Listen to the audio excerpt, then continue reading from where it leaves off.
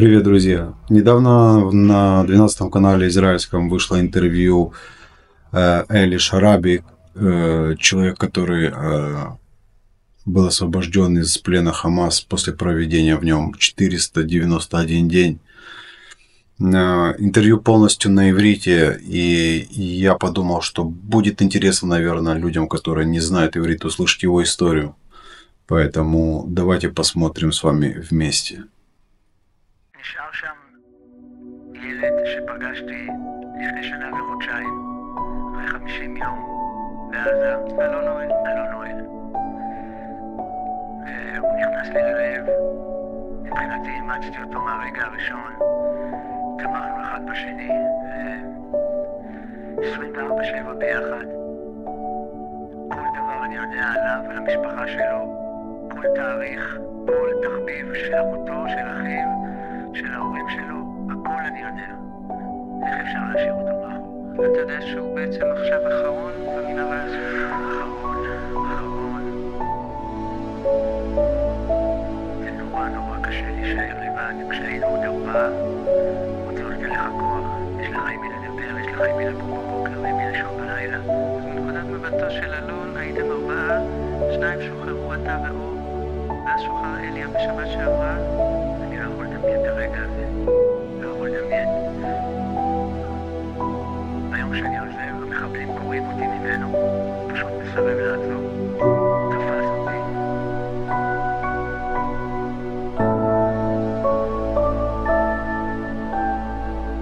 רגע מאוד קשה. והוא אמר משהו. שהוא שמח בשבילי. הבטחתי לו שאני לא אעזוב אותו שם. שאני אלחם עליו. הבטחתי לו את זה. אמרתי לו שזה עניין של ימים. ממש. אז בעצם בשבילו לגמרי. בשבילו חטופים אחרים. אתה זוכר את הרגע שאומרים לך שאתה הולך הביתה, שהחטיבה יגמור את זה נגמר? זה רגע שאתה מדמיין אותו ומחכה לו.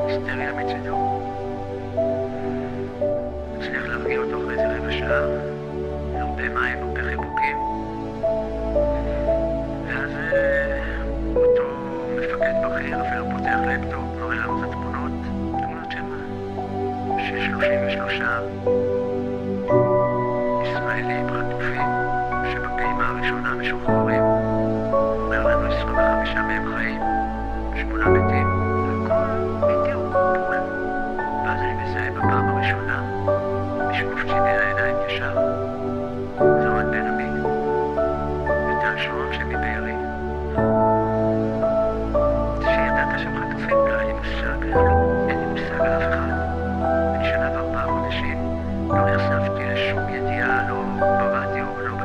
פנסיה. כלום. אני לא יודע כלום, אין לי מושג. ואחרי 3 ימים עוברים לשלב הבא לפני יציאה. למקום אחר, גם מנהרה אחרת. נראה מאוד מאוד ירונה ברמתה, הייתי אומר. תנאים מאוד מאוד קשים, ששם מבחינתם בפנים הרצליה במשך 3-4 ימים של סרטונים, של תעמולות, של המון חזרות, למרפא מופיע אוהד בן עמי, מאוד וררנו יום אחרי שאני והוא בהגדרה. זה היה עולם ומלואו לחבק אותו. אנחנו עובדים ביחד במשך שנים לפני כן. וזו פעם ראשונה שאני נחרד לגלות כנראה איך אני נראה. זהו, כי עדיין אני לא יודע איך אני נראה באמת. ופתאום אני רואה את אוהד 30 קילו פחות. אז אני אומר, כנראה שגם אני לא רחוק מזה. כנראה כשאוהד נכנס, הוא אומר משהו. אנחנו מתחבקים כל כך הרבה. ואוהד בדיעבד יודע שאחי יוסי גם היה חטוף וגם נהרג. הוא לא אומר לי כלום. יומיים לפני השחרור, אותו מפקד אירוע נקרא לו, שמקבל אותנו מיום שלישי עד יום שבת, למעשה עד השחרור. הוא הגיע לספר לי לראות תמונה של יוסי ולהורה ולהגיד לי שחיל האוויר הרג אותו. גם אז אני אומר לו לירון, בסדר, כלומר, ואז אני אומר לו, עד לא, הוא רוצה את התמונה של יוסי בפייסבוק, הוא שחק לי בראש.